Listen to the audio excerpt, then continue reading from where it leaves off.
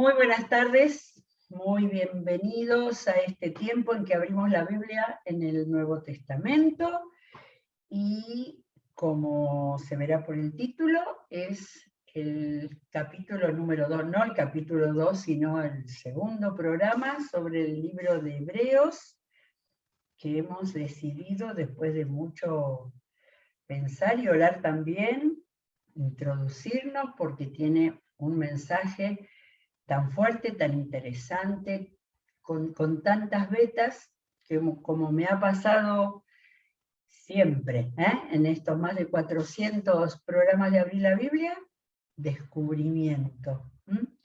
Por lo mismo, por leerlo lentamente, por leerlo en voz alta, por estar conectándolo, busqué un montón de referencias para lo que nos toca hoy. Ayer terminamos con el capítulo 2, prometí algo acerca del autor y en algún momento lo voy a introducir. Dije, y lo creo, que hay muchas personas que como que le tienen miedo al capítulo, al libro de Hebreos, porque es complejo, hay una enseñanza muy fuerte, muy intensa, se me ocurre decir, y bueno, la vamos a ir desarmando para ir entendiendo. Hay algunas partes, porque hay mucha relación al Antiguo Testamento, porque por supuesto está destinada a los hebreos, desde Jesucristo, desde el cristianismo, y entiendo que está dirigida, a ver si vamos a entender con lo que vamos leyendo, a judíos cristianos, ¿sí? Pero que, como todo lo que significa las culturas que llevamos adentro, tienen una cultura de lo judío muy fuerte, y por eso este escritor está enseñando, instruyendo. Vimos que capítulo 1 se dedicó a mostrar a Jesús como superior a los ángeles. Y ahora vamos a ver cuál es el segundo paso de su enseñanza. Por lo tanto, hermanos, ustedes que han sido santificados y que tienen parte en el mismo llamamiento celestial, no termina el versículo, pero dije, acá está la dedicatoria. No sabemos a quiénes le está hablando. Recién ahora podemos entender que es a judíos que conocen, que han aceptado a Jesucristo, pero que conocen el cristianismo y que conocen a Cristo. Pero claro, dice, ustedes que han sido santificados y que tienen parte en el mismo llamamiento celestial, o sea, que han sido llamados por Jesús. ¿Y qué les dice? Consideren a Jesús apóstol y sumo sacerdote de la fe que profesamos. Acá recién en 3.1 me di cuenta que le está hablando a judíos cristianos, ¿sí? Pero este hombre que está escribiendo es un maestro, y es un maestro que yo me noté con prolijas enseñanzas para ahondar en el trasfondo que cada uno tiene y para ayudarles a descubrir a Jesucristo de la manera más completa. Consideren, dice, consideren a Jesús apóstol y sumo sacerdote de la fe que profesamos. Ahí se nota que eran judíos, para quienes la figura del sumo sacerdote era muy importante. Él, Jesús, fue fiel al que lo nombró, como lo fue también Moisés en toda la casa de Dios. Este es el enunciado de algo que ahora va a abrir y va a enseñar, de manera que, anticipo, acá va a hablar de que Jesús es superior a Moisés, ¿sí? Primero mostró con la Biblia abierta cómo Jesús es superior a los ángeles, y ahora cómo es superior a Moisés. Y empieza a enseñar. De hecho, Jesús ha sido estimado digno de mayor honor que Moisés, así como el constructor de una casa recibe mayor honor que la casa misma. Porque toda casa tiene su constructor, pero el constructor de todo es Dios. Moisés fue fiel como siervo en toda la casa de Dios para dar testimonio de lo que Dios diría en el futuro. Presentación. Acá dije, no, yo tengo que escribir para entender esto, ¿no? Acá hizo una presentación por jerarquías. Dios, después aquel a quien Dios pone como constructor, y después la casa, ¿sí? Esto es un maestro, porque para hacer esa ejemplificación, y me interesa, me di cuenta que dice, Moisés fue fiel como siervo en toda la casa de Dios, el pueblo de Israel, para dar testimonio de lo que Dios diría en el futuro. Y ese testimonio lo marqué y arriba le puse el Pentateuco a Moisés, y en la manera en que él haya podido escribir con sus discípulos, de la manera que fuera, todo tiene el espíritu de Moisés. Moisés fue elegido, fue fiel siervo para dar testimonio de lo que Dios diría en el futuro. Empezó hablando de Moisés y ahora dice en el versículo 6, Cristo, en cambio, y habla de Cristo acá, al principio habló de Jesús, ¿sí? El nombre humano que tuvo Jesús, pero Cristo, quiere decir ungido, en cambio es fiel como hijo al frente de la casa de Dios. De manera que acá estas jerarquías es Dios, Cristo, la casa de Dios. ¿Sí? Acá la jerarquía, sin quitarle nada del valor de Moisés en la palabra y para el pueblo judío. Pero en la jerarquía de ahora, que está enseñando acá el autor, dice Dios, Cristo, y es fiel como hijo, y acá cada cosa que este hombre está enseñando es para pararse y pensarlo. Acá como hijo, porque como hijo de Dios. Moisés era hijo de Dios con minúscula, pero este acá está con mayúscula. Cristo, en cambio, es fiel como hijo al frente de la casa de Dios. Y esa casa somos nosotros, con tal que mantengamos nuestra confianza y la esperanza que nos enorgullece. Este autor, ¿sí?, que ahora va a empezar a citar un salmo, el autor de este libro ya ha discutido mucho acerca de quién podría ser. Tengo un par de cosas marcadas, pero primero hablo de lo que me parece, y me parece simplemente por percepción, ni por conocer griego, hay tres opiniones que lo tengo acá en mi Biblia de estudio. Primera, pensar siempre que en Pablo, pero hay muchas cosas, no tiene saludos, aunque tiene saludos al final, pero el estilo es diferente, hay palabras y temas que Pablo no ha usado ninguno. La otra posibilidad es Bernabé, queridísimo discípulo importante en el libro de los Hechos, y la tercera es Apolos. Y entonces quiero ir al libro de los Hechos porque cuando leo Hebreos, con estas precisiones, con estas indicaciones, con estas advertencias, me viene siempre la imagen de Apolos. En Hechos, capítulo 18, y volví otra vez, no vamos para el mapa, pero me hizo recordar toda la clase que hemos estado mirando un mapa para entender. En el capítulo 18, Pablo está en Corinto, donde estuvo muchísimo tiempo. Corinto, en el sur de Grecia, en la Acaya. Pablo después, dice, fue a visitar una por una las congregaciones de Galacia y Frigia, ¿sí? De manera que ahí cuenta entre medio en este capítulo andanzas de Pablo, pero sin ningún detalle. 24. Por aquel entonces llegó a Éfeso, la ciudad más importante del Asia Menor, un judío llamado Apolos, natural de Alejandría, africano. En ese entonces no se llamaría África ni se lo consideraría un continente, pero Alejandría está en África. Era un hombre ilustrado y convincente en el uso de las escrituras. Había sido instruido en el camino del Señor y con gran fervor hablaba y enseñaba con la mayor exactitud acerca de Jesús, aunque conocía solo el bautismo de Juan. Comenzó a hablar valientemente en la sinagoga. Al oírlo, Priscila y Aquila, que estaban en Éfeso en ese momento, lo tomaron a su cargo y le explicaron con mayor precisión el camino de Dios. Como Apolos quería pasar a Acaya, la provincia del sur de Grecia, ya Pablo estaba andando por el Asia Menor, él quería pasar a Acaya, me da la sensación de que tendría algún llamamiento. Los hermanos lo animaron y les escribieron a los discípulos de allá para que lo recibieran.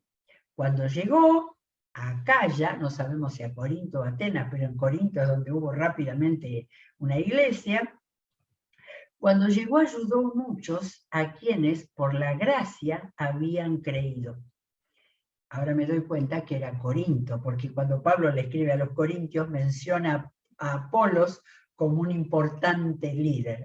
Bueno, entonces, cuando llegó acá ya ayudó mucho a quienes por la gracia habían creído, pues refutaba vigorosamente en público a los judíos, demostrando por las escrituras que Jesús es el Mesías. Y después el 19 empieza: mientras Apolos estaba en Corinto, Pablo recorrió las regiones y llegó a Éfeso. Por lo tanto, cada vez que leo eso, siento que es Apolos el hombre que está detrás de todas estas enseñanzas con ese estilo. Proclamación vigorosa, tomaba a los judíos y les enseñaba. Lo veo acá escribiendo esto. Vamos a leer el texto, que es lo que más importa, pero empecé a notar las advertencias en su estilo de enseñanza. Bueno, acabamos de leer entonces en 3:6, esa casa somos nosotros, con tal que mantengamos nuestra confianza y la esperanza que nos enorgullece. Qué interesante esa idea, ¿eh? Esperanza que tenemos en el Señor que nos llena de orgullo. Versículo 7. Por eso, como dice el Espíritu Santo, ¿sí? Y lo que cita es un salmo, ¿sí? Así que le da autoría al Salmo 95:7 de la autoría al Espíritu Santo. Muy bien, lo leo acá porque es casi igual al Salmo. Es un salmo lleno de aclamación a Dios, todo el comienzo de adoración precioso. Y de repente en el versículo, 7 acá, no, 7 en el Salmo dice: si ustedes oyen hoy su voz, no endurezcan el corazón como sucedió en la rebelión, en aquel día de prueba en el desierto. Allí sus antepasados me tentaron, lo dice el Señor, y me pusieron a prueba, a pesar de haber visto mis obras 40 años. Por eso me enojé con aquella generación y dije: siempre se descarría su corazón y no han reconocido mis caminos. Así que, en mi enojo, hice este juramento: jamás entrarán en mi reposo. Este tema del reposo sigue en esta enseñanza. Iba a decir de Apolos, pero bueno, me lo guardo. Al que le guste la idea de Apolos. Ahora acá, ven, no se puede seguir leyendo sin entender. Entendemos lo que pasó, Dios se enojó todo el tiempo quejándose, pero acá tengo varias citas, y las citas las tengo en el Salmo 95, pero las citas llevan a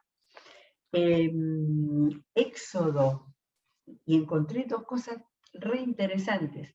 Éxodo 17:2, acamparon en Refidim, pero no había allí agua para que bebieran, así que altercaron con Moisés: danos agua para beber.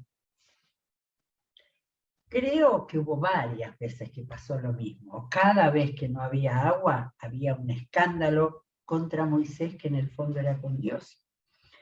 Dice, así lo hizo Moisés, el Señor indicó y le dijo que golpeara con una vara. No tenía la vara, tenía la vara con la que cruzaron el río. Y estaba en la roca que estaba en Horeb, ¿no? Bueno, dice, así lo hizo Moisés a la vista de los ancianos. Además, a ese lugar se lo llamó Masá, y también Meribá, que significa, acá dice, altercado, porque los israelitas habían altercado con él y provocado al Señor diciendo, ¿está o no el Señor con nosotros? Entendí que esta era la cita a la cual se refiere el Salmo 95, pero en las referencias me llevaron a otro momento, al libro de Números, donde hay tanta parte histórica que habla de momentos de ese recorrido terrible por el desierto hasta llegar a la tierra prometida. Y entonces me enteré hoy por la referencia en otro momento, en el libro de Números era otro momento. ¿Y qué momento? El Señor le había ordenado a Moisés que dé orden a la roca. Y Moisés fue furioso, dijo, escuchen rebeldes, ¿acaso tenemos que sacarles agua de esta roca? Dicho esto, levantó la vara y 2 veces golpeó la roca con la vara y brotó agua en abundancia. Entonces el Señor le dijo a Moisés y a Aarón, por no haber confiado en mí, ni haber reconocido mi santidad en presencia de los israelitas, no serán ustedes los que lleven a esta comunidad a la tierra que les he dado.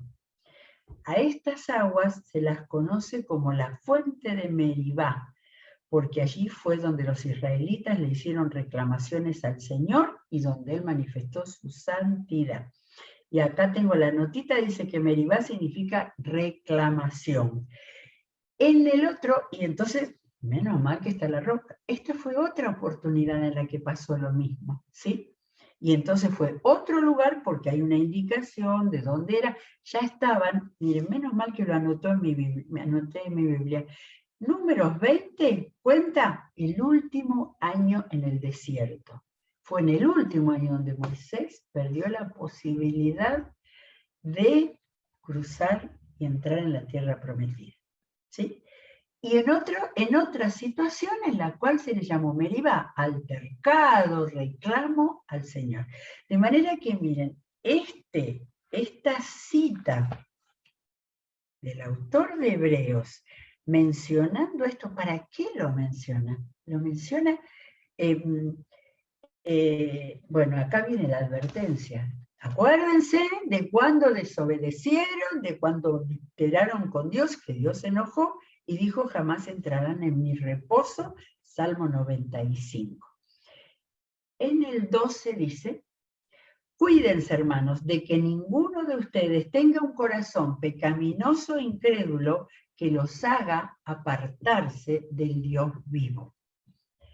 ¿Cómo recordar lo de Dios vivo después de ese momento? Donde Dios les hablaba, donde escuchaban la voz de Dios, y en su enojo. No lo vuelvo a decir porque lo va a volver a decir acá el autor. Más bien, mientras dure ese hoy, yo digo, ¿dónde dice hoy? Claro, la cita del Salmo empieza diciendo, si ustedes oyen hoy su voz, entonces sigue.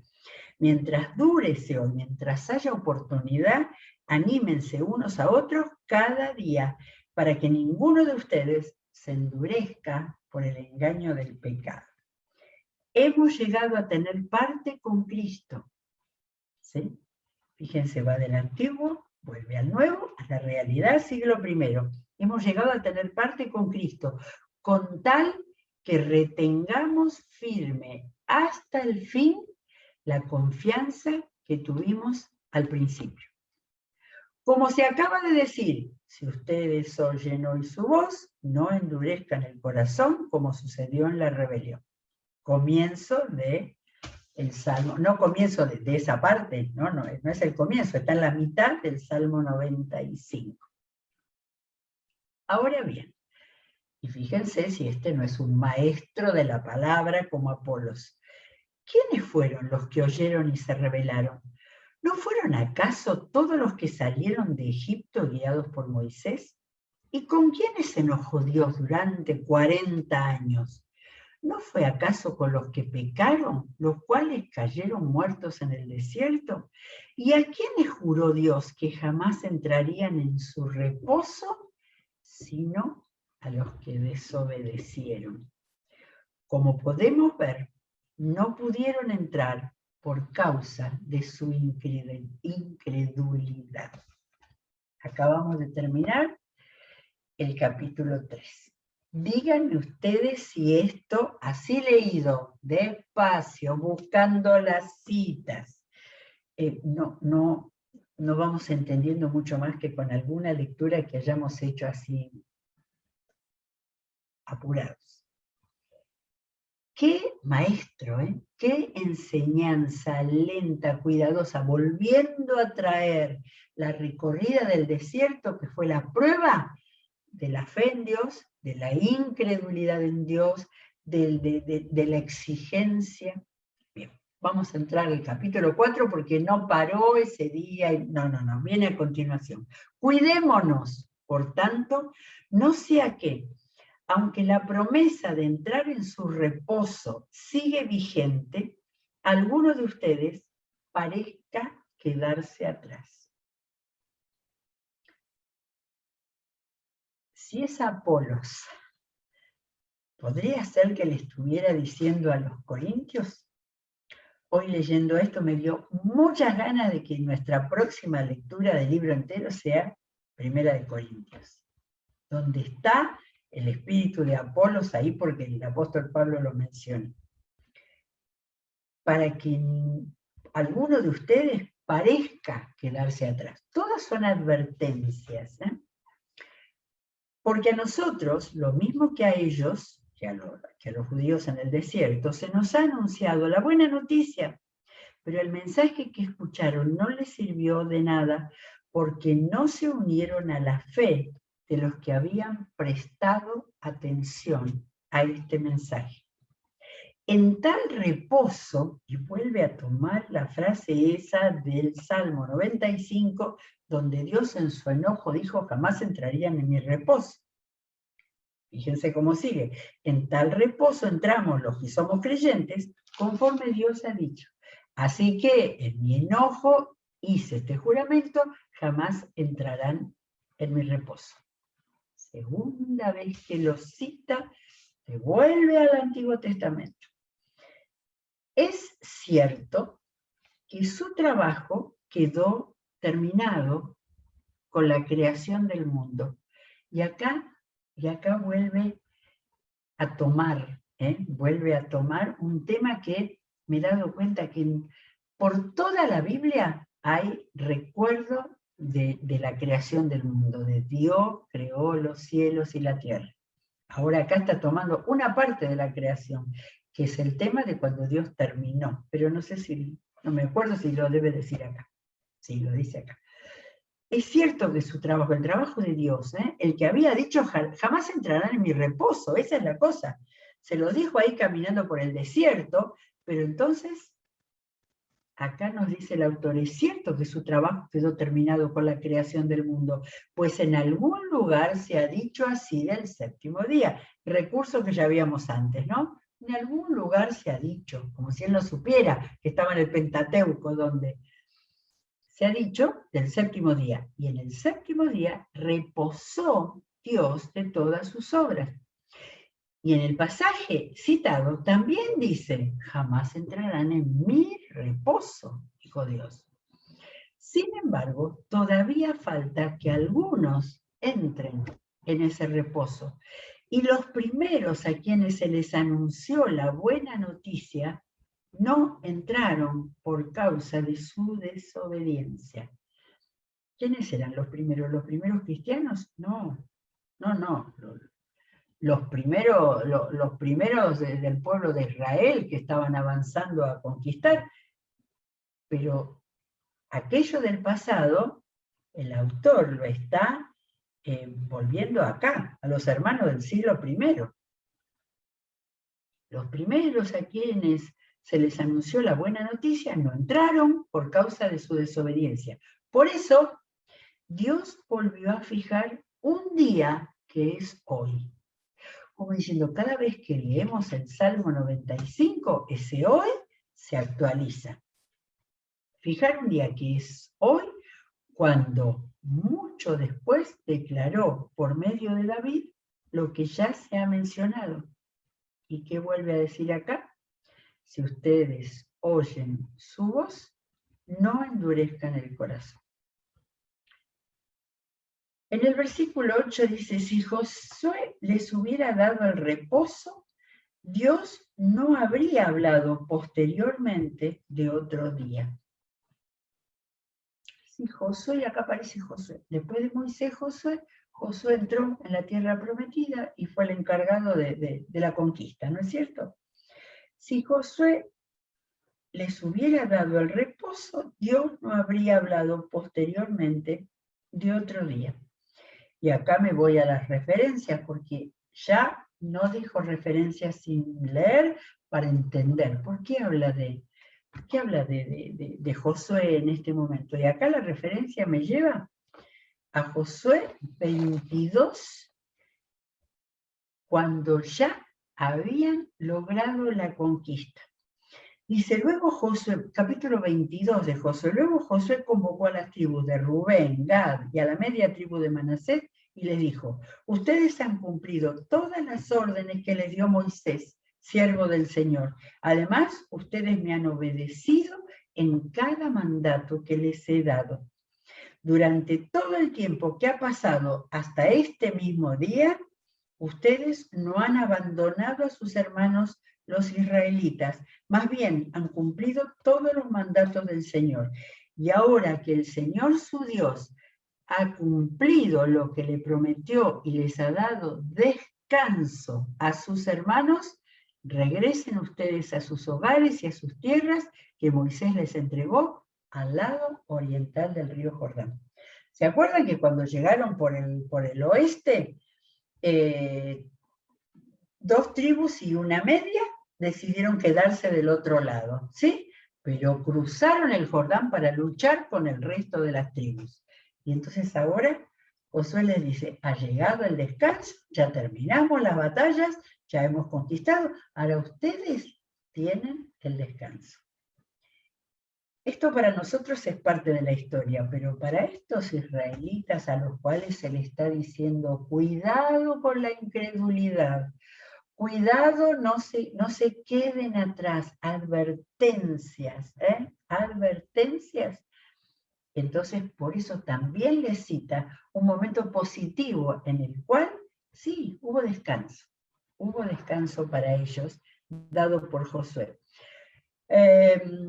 Por consiguiente, entonces después de la cita del versículo 8 acerca de Josué, dice, por consiguiente, en consecuencia, ahora le habla a estos hermanos de ahora, queda todavía un reposo especial para el pueblo de Dios. Y esto era acá, y vamos a terminar con este versículo, porque el que entra en el reposo de Dios descansa también de sus obras, así como Dios descansó de las suyas. Esforcémonos, pues, por entrar en ese reposo, para que nadie caiga al seguir aquel ejemplo de desobediencia. Qué bueno, qué impregnarnos con todo mostrar a Dios lo que hizo en todo el Antiguo Testamento, con un pueblo testarudo y traicionero, pero llevado al tiempo después de Jesús, donde las iglesias nuevas tenían que luchar contra esas mismas tentaciones. Muy bien, llegamos al 13, al 11, y mañana vamos a arrancar por el maravilloso versículo de Hebreos 4:12, muy conocido, pero vamos a ver la relación con su contexto para realmente entender lo que Apolos, digo yo, quiso enseñarle a los hermanos de la iglesia en el primer siglo. Hermosísimo. No era tan difícil como parece, pero había que leerlo con el contexto del Antiguo Testamento. Muy bien, cerramos la Biblia, seguiremos mañana, seguimos con la programación de este día, y estamos confiados que el Señor va a seguir bendiciéndonos con su palabra. Será hasta mañana si Dios quiere.